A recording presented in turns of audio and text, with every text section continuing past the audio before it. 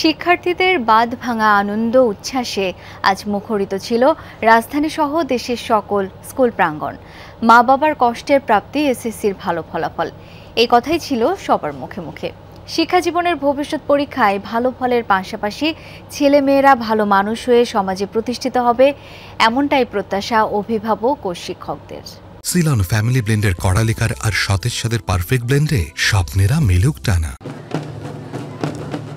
বহু কষ্টের অপেক্ষা, উৎকণ্ঠা আর প্রাপ্তির সমাপ্তি হলো। মায়ের চোখের জল, সন্তানের কান্না জড়িত উচ্চারণ, এ যেন অনেক অর্জনের কাহন।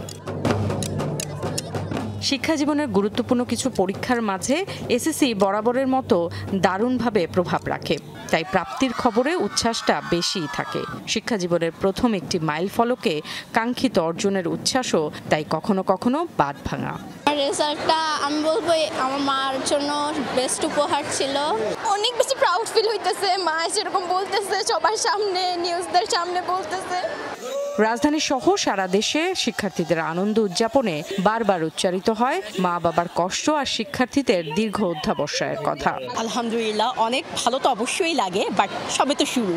একটা মা অনেক কষ্ট সাফল্য একটা বাচ্চাকে নিয়ে, অনেক ভালো লাগতেছে। অনেক মায়েদের ত্যাগের পাল্লাটা সবসময় ভারী, আর মা দিবসে সন্তানরা ভালোই ফলাফল মায়েদের জন্যই উৎসর্গ করলো। ওদের পরিশ্রমটা, ওদের কষ্টটা সার্থক হয়েছে রেজাল্টের মাধ্যমে। তো আমার কাছে মনে হয় আমার নিজের এফোর্ট থেকে বেশি মায়ের এফোর্ট বেশি। ঠিকমতো আজকে রেজাল্টটা পেয়েছি, অ্যান্ড আই হোপ এটা আমার কাছে বেস্ট একটা গিফট। আজকের মা দিবসের শ্রেষ্ঠ উপহার এটা।